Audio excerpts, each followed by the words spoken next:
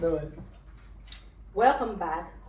It has been brought to my attention that we have participants online. We appreciate you for your participation. Thank you. Moving on to the next agenda, Gika. I would like to ask you a question. Has there been sufficient investment on the part of our government in education? I think we are talking generally for Africa, and Africa, to be specific, is very diverse in everything. I think there are some countries in Africa that are doing way better than other countries in Africa in terms of support from governance in supporting their educational system. For example, we have some countries like mine that is like implementing free education, and we also have some other countries in Africa that do not have. So I think, in general, to be specific, the African continent is actually moving forward now to a better system of education. We used to have this like olden days type of education, but now we are moving to this specific one they call like the STEM system, where you have the science, technology, engineering, and mathematics, which is like very good. We are not just like reading like people's language or doing things that are unnecessary. So, as I said earlier on, it depends on the part of the continent, the part of Africa where you are from, but like we are really making strides, and the government of various countries in Africa are really doing great now to support the education in Africa. Okay, thank you. Would you like to Yeah, add something? yeah. I think for me, like a straightforward answer would be no. There's not been sufficient investment. I don't think Africa is a standalone continent in this. I think all over the world there's been shortages, of investment in education. It's like it's never enough. Yeah, it's never enough because people have to go to school. They have to get the right equipments, the right gadgets. You get it. They have to be able to. They have to have that mobility, to be able to acquire education. But in Africa, who are you to blame? Like, is it the government? I don't know. Yeah, maybe we can blame the government. Sure, sure. Yeah, maybe we can blame the government. But the thing is, you also cannot ask them for what they don't have, because we have a lot of problems. But you think we don't probably have resources or money to. Well, yeah, that's the thing. Like, they have like priorities, right? Education should be a chief priority, no doubt about that. But again, if they do not have the finances, it becomes a problem again. You get where are they going to get those finances? But let me just finish this. I would like to stop you. All right. Yeah. When you mean finances, what Yeah. exactly do you mean? Because I'm not going to take a position on this, but you have to elaborate on that. Like, well, you need money. Education, you need money. You get it. Money for what? Like money to build schools. Like money for even the social media thing we are talking about, and all that. It costs money. Like textbooks, books, even uniforms, like shoes. Should you make it like free for kids to go to school? If you have the money, you can. But most of our governments are actually, we find them in a position where they don't have those, that enough finances. You get it. But of course, sometimes there are expenditures that are actually put in places, like money that is put in places that are not necessary. You get it. And I think those funds that are put in those unnecessary places should be cut and like brought back to the education system so that you can have more good equipment, good infrastructure.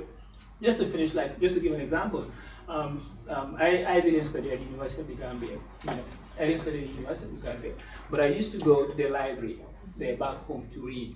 When you go to the library, like the internet is very bad because when you have thousands of students connected to the same Wi-Fi, which is not, of course, in some countries it's good, but in the Gambia it's actually very bad. And the classrooms themselves are not well equipped. I don't know who to blame about this. Again, you can blame the government if you want.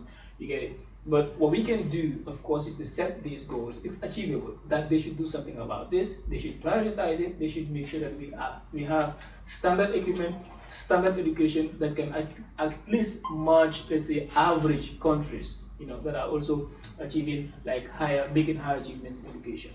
In a nutshell, you're saying we have the finances, the government have the finances, but we should or they should divert what they're using the funds for. No, I'm not saying they have the finances. What I'm saying is that it's not enough.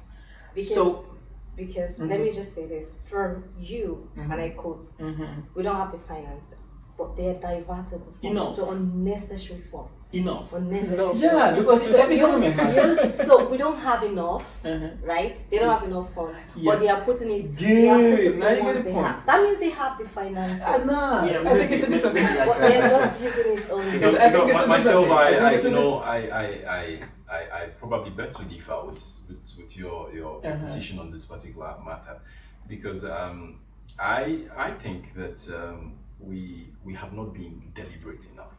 That's my viewpoint. We have not been deliberate as a people to probably want to make a contribution to change the sort of scope of education that we have. Yeah. I think that's my viewpoint. Yeah, because Maybe we are I deliberate could enough, add we one or probably two have. about the finances. And I think the person is really cool because it places in terms of sufficiency. And I believe that no country in the world has sufficient funds enough to fund their educational needs. Day in and day out, new things are coming up in our education system, which needs financing, you see.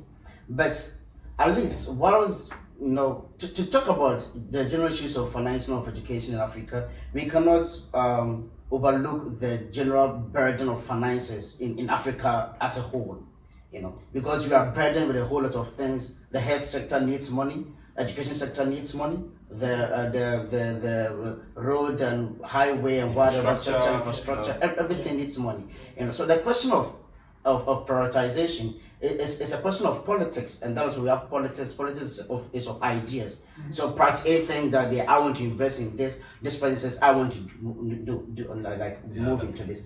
But far from that, I think that we have made quite sufficient gains, significant gains in education. Sure. Because a report by the UNICEF indicates that the number of school dropouts has been reducing, quite well, although not at an astronomical rates that we had wanted to. And then also the number of people who are literate, as in people who can read and write, although still not encouraging, but at least 10 years, 20 years back, now it's better, And all of these things are placed in the context of financing. We couldn't have even achieved the little that we have without financing. And like my brother Gika said, now African countries are rising now to the need for free education, and it is very, very laudable. Like he said, Sierra Leone has it, Zambia has it, and in Ghana we had ours in 2017. Guess what? When the government introduced it, about 70%, there has been an increment from about 70 to 100%. That is if my memory serves me right. So you ask yourself, when these finances were channeled elsewhere, that additional 70% of the children of the children that need to be educated, where are they? I read in an article that said that the benefits of free education is a long-term one, and we cannot overlook the value of education. And so in this case, I would tend to maybe side with our brother Peter when he said that he thinks that a lot of the monies should actually go into education. Yeah, because in Africa, a report indicates that by 50 years time, or maybe by the beginning of the next century, people aged 1 to 18 years globally, 40% are going to be from Africa. Yeah. So the concept of the issue of financial education in Africa is not only the burden of we Africans, but it's a burden of the entire continent. Because imagine 40% of the entire continent not having proper education. It is going to derail whatever attempt or progress that so-called rich countries are building. So when we talk of financing, we shouldn't talk only about Africa, but let's look at what are they doing to help. Who is doing that? I think Because that's my question. I mean, that's the next question I'm probably going to ask. I would like us to move on to the next agenda. When we talk about education, about history in Africa, looking at the developed countries, they know their histories. They teach it to the newer generations. They know in depth. If you ask someone from the United States or Russia, for example, what do you know about the history of your country? They can tell you more than 90% of their history. But in Africa, I would like to understand something. If you guys could shed more light on this, a practical example is in 2019, 2009, the former president of Nigeria, Umaru Musa Yar'Adua, he abolished history as a subject in school because students were complaining about there were no jobs for history majors. And honestly, I think that was a problem then.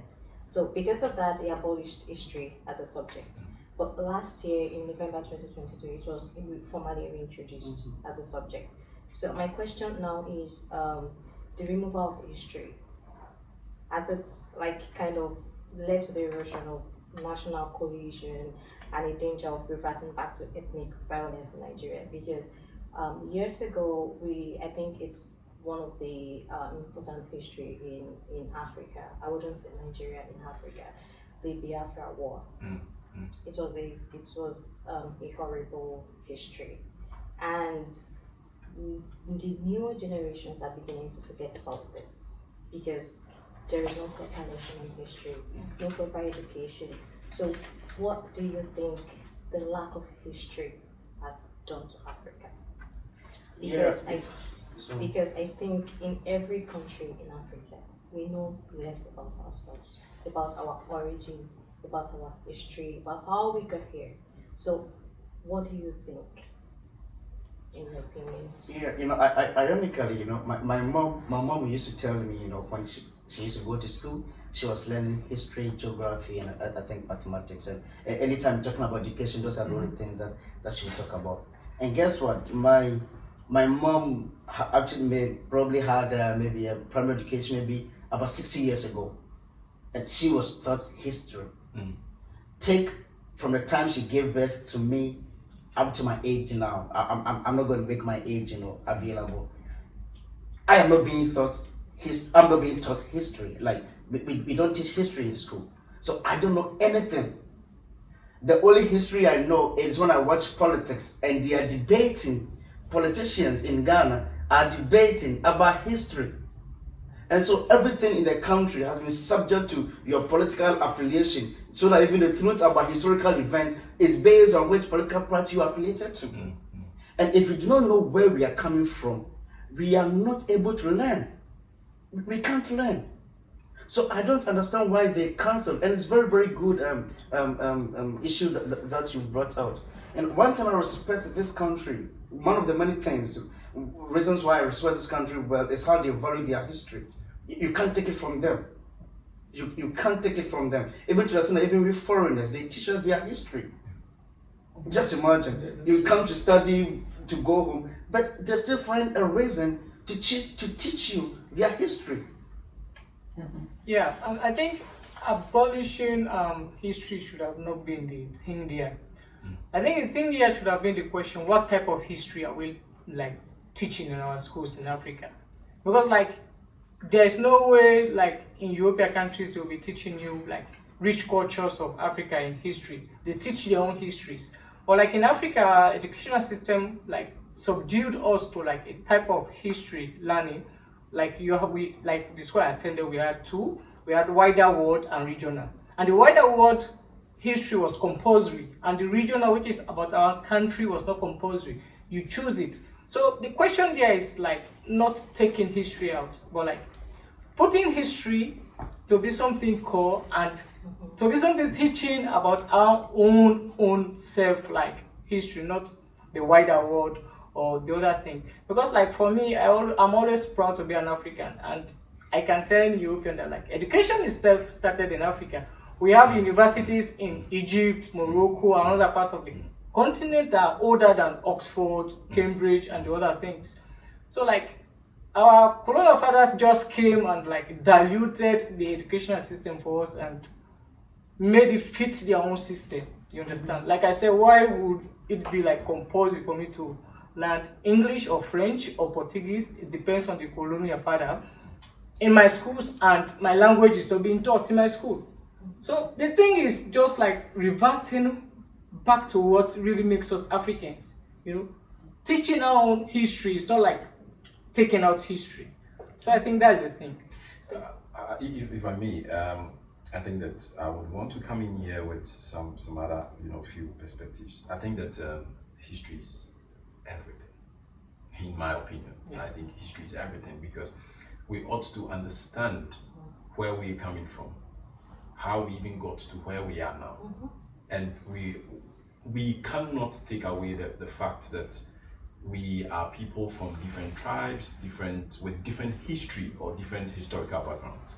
I mean, we need to understand. We need to marry that, and it is true that we can get to, even find a common ground to probably make peace, come together, and find development. So this is very important. Thank Now, you so much. something that I want to probably channel our attention to is the fact that in which state is history actually taught or presented to us in Africa?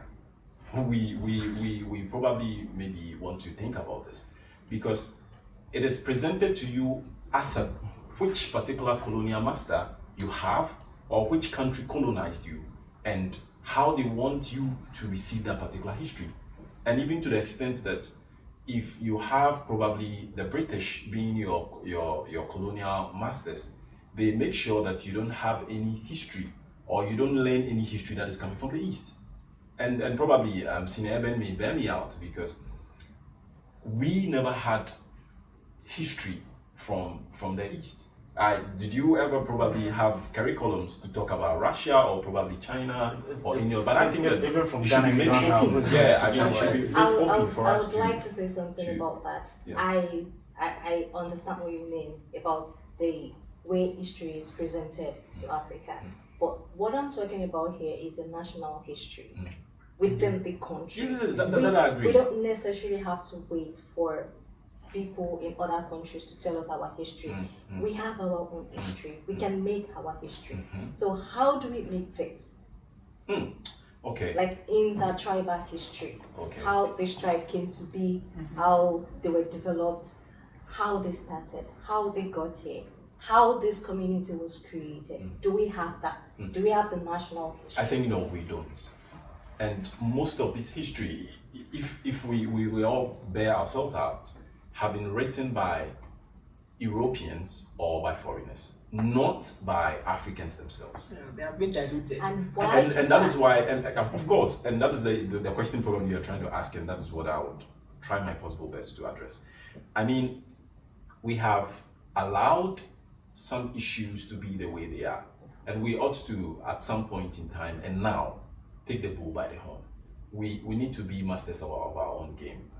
We need to make an influence with regards to our own history. We have a lot of historians in Africa. I mean, look at Professor Lumumba. I mean, you can talk about some very great people in Africa.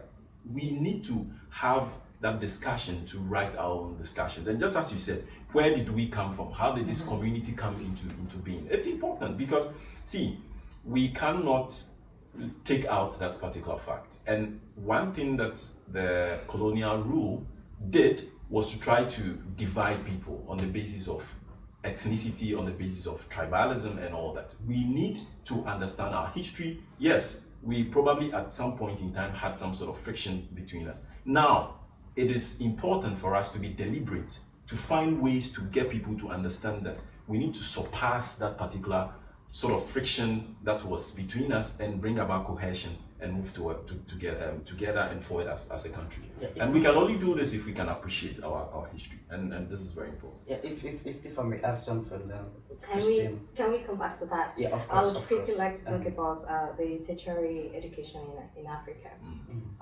So we have a typical example, the Continental Education Strategy for Africa, the CESA.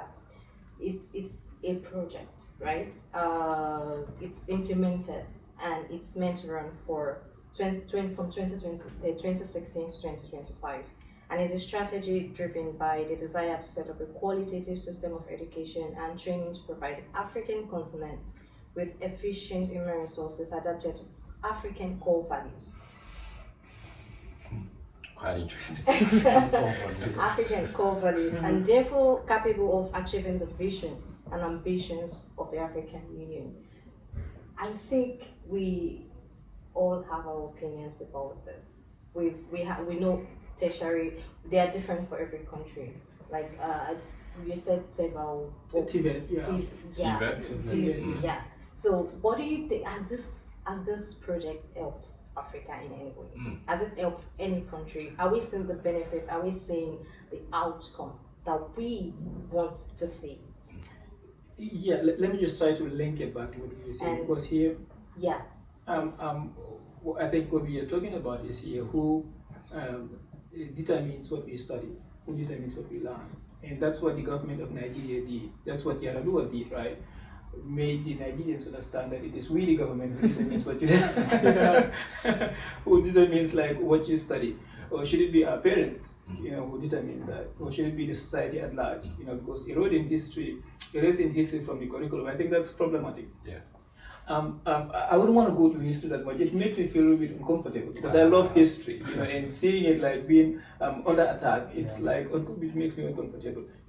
So, and in Africa, it's problematic that we do not know. Maybe most of us don't know much about our history. But again, you compare it with the US. I just wanted to point out that actually the US, the average US, does not even know their history. Like you ask them about the 45th. No, 45th they would know. Those guys is very famous. They would know. But at least ask them about 2, maybe 3, 4 presidents prior. They won't be able to tell you.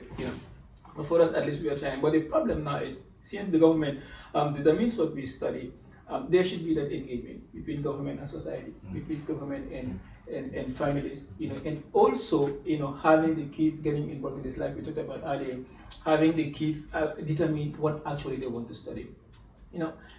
Not only is not studying history problematic, but again, even philosophy, like I don't know, philosophy is great, like really, even just for the reading of, because philosophy and history, I will put them in the same category. Why? Because people don't see the need. Because again, like they rightly pointed out, that it doesn't give you money. You get it? Because now what gives you money is what? Like you said, you can sit in your room and making money out of social media. That's what people need. Like technical skills, especially in the STEM, right? Those are the high earning, like high paying jobs, or one of the, some of the high paying jobs. But history doesn't pay much. Philosophy, what are you gonna do? Because philosophy is not practical. Again, history again, my roommate, like from Korea, once complained to me, why do I have to study history? Like he's a technician, so why do I have to study? But history is good, like we said, because history teaches us who we are. Again, talking about our values, where do we get our values from? When we talk about education education in Africa, like the historical question is, why do we even need to learn? Like, why do we even need to go to school? When did this start? Who are the people? Because all of that is history. Who are the people who did this? Now, when you know those things, like in Nigeria, you know that, okay, my forefathers actually did this in education. They were actually having their own traditional system of education wherein kids are taught, like in the house, about what to do. Not maybe only in the house, but at least maybe they have a teacher, somewhere else who will be teaching them what to do. At least these things are important, and these things make you proud of your country, because at least you know that, at least there are people who have done great things about my country. But then if you do not have that, again, talking about eroding national cohesion, if you do not have that, like, what are you going to be proud of? How do you know that actually, some time ago, actually the let's say the Yoruba, I don't know if this happened, the Yoruba different than the Igbo. You get it? If you're told that Yoruba actually were intermarrying with the Igbo, even probably that may have happened. I don't know about that or any such history, but if that probably may have happened, I just want to thank you very much. As much as I'm interested in, Yeah. You have to. Oh my we would goodness. have to move on to But the I think next that I just want to say this quickly. I think No, we can. I think If that we there was a have- we question don't on have- tertiary education. Yeah. That's what I think. We Yeah, had exactly. to answer. Yeah. Exactly. Yeah, I would want to. I think that tertiary education in Africa is very important. But I would still come to your question. But one thing which is also very important, and I think that in one way or the other, probably we may be getting this wrong in Africa. We may, in quotes, is our elementary education, because that is what even starts everything. I mean, kids, as we say, from the philosophy of kids or philosophy of aging and all that, kids pick up a lot of stuff by the age of 10, and by that time, certain foundations or critical thinking or thoughts have already been formulated. And I think that in one way or the other, we need to take a very closer look at, this particular part of education. And coming to tertiary, I think that in Africa, we need to have our own philosophy of education. It seems we do not. Because I see the same sort of, systems that was instituted in the colonial era still running.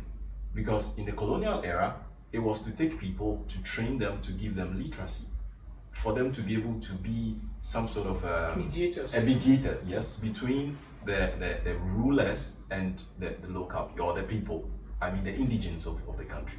And that is what we're seeing. It's like to train people to do a job, but not to get people to think outside the box, to do new things, to bring about, new ways of living, to make life even more comfortable with new technologies, with new things that are coming up in the world.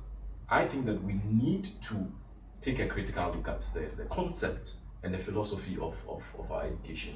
Can I touch briefly on Uganda? Please, there is something I would want us to talk about, and we don't have much time on our side. So I'm just going to quickly mention some statistical studies about education in Africa. So the first one is going to be about sub-Saharan Africa. So there is the first statistical study is Sub-Saharan Africa has the highest rate of education exclusion. Over 1/5 of children between the ages of 6 and 11 are out of school, followed by 1/3 of youth between the ages of about 12 and 14. According to the UI's data, almost 60% of youth between the ages of about 15 and 17 are not in school. Then moving on to Ghana, there is a program, Spotlight on Basic Education Completion and Foundational Learning in Ghana. This new initiative offers a diagnosis of the current state of foundational education in Ghana and identifies policy solutions that are critical for improving educational outcomes for all students in the country. But despite this progress, the report finds that significant challenges regarding the quality of education remain prevalent. The majority of children, almost 80%, still do not acquire basic skills in literacy and numeracy by the time they reach the end of primary school. Moving to Zambia. The Association for the Development of Education in Africa cited a recent study that shows that 94% of children in sub-Saharan Africa lack the basic skills needed to contribute to a modern economy. Learning poverty, the ability to read and understand a simple story, is as high as 87% in sub-Saharan Africa. Children from the poorest households, including those in rural areas, those with disabilities, and girls are paid the highest price.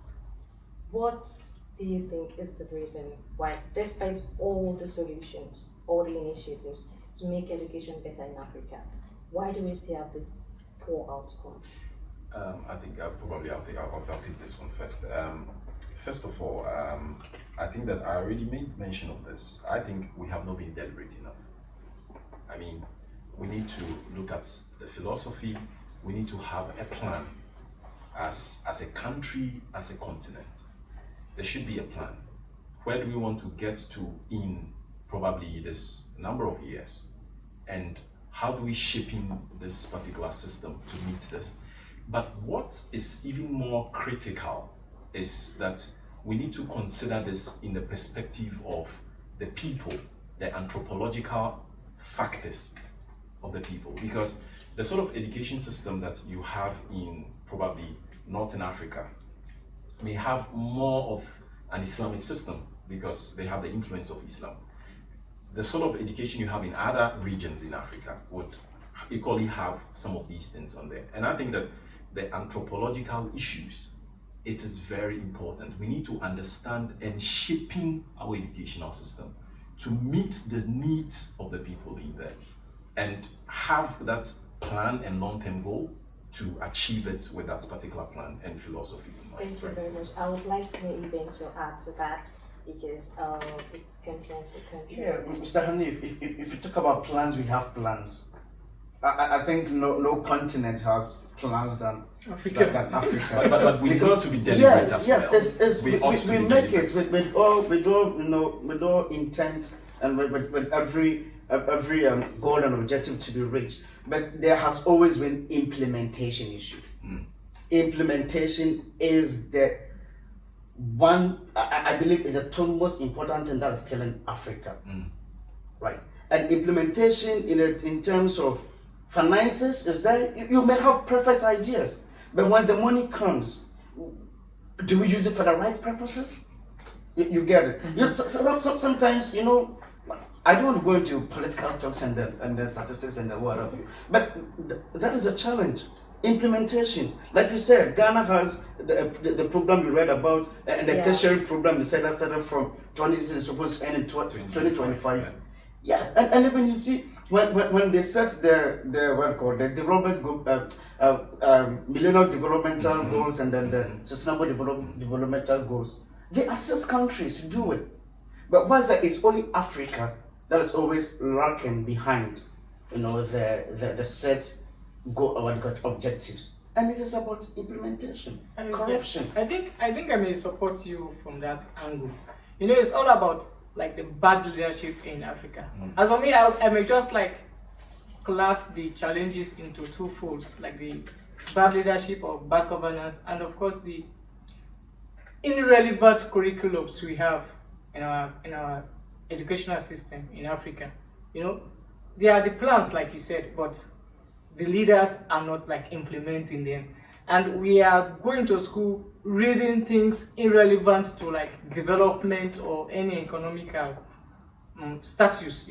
So I think the leadership structure should be amended in Africa to see that like the right things are being implemented, and of course And who's going to do that?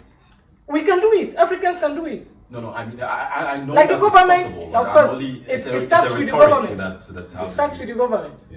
So Guys, we have just few minutes, less than 2 minutes to round up this the first episode. So I would like each 30 seconds each speaker to say something in general about education in Africa. Starting with Sine then. Sorry.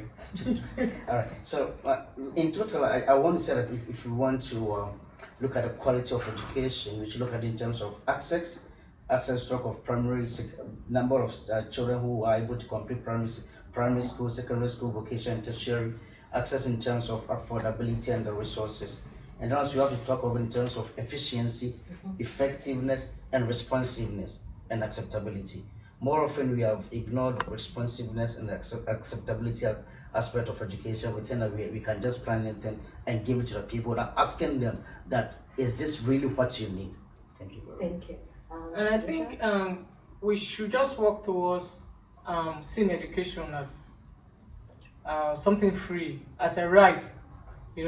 I think if we work towards that in Africa, our educational system will be improved and we can get somewhere. Let's just perceive education to be a right. Let's do it for our mother continent, and I think everything will be okay. Thank you. Lee. Okay, I think that quickly, I think my point that I've been making since the beginning still holds. We need to have a context-based, solutions to our problems. We need to rethink. I think that the philosophy is not bad, but I think we need to rethink it and reshaping things a bit to meet the current needs. And we should have goals. We should bring everybody on board and be deliberate to achieve the goals through proper educational structure. Thank you. Peter? Well, I think, of course, there are like challenges, especially way back with the question that you mentioned. Well, just in closing, that COVID-19 also affected education in the Gambia, especially right now. We have like shortages of financial resources, be it the village, the family, the government, but all those things are doable, actually. They just have to prioritize education. They also have to make sure they know what to teach. It has to be interesting so that kids would actually love what they do. Thank you guys. I really appreciate you, and I must say you guys have blown our minds with your views and perspectives. Finally, we've come to the conclusion of today's episode of Bantaba. Next week we'll be here, same time, same venue. Thank you to the viewers online. We really appreciate you for staying with us to this moment. Thank you, guys. See you again. Bye. Bye bye. Bye-bye. Thank you. Hello guys, we just concluded the first episode of Bantaba. If you're watching this video, it means you already know how it went. I can bet you had a great time. We will be here next week, same time, same venue. Stay tuned. It's your favorite host, Christina. Bye.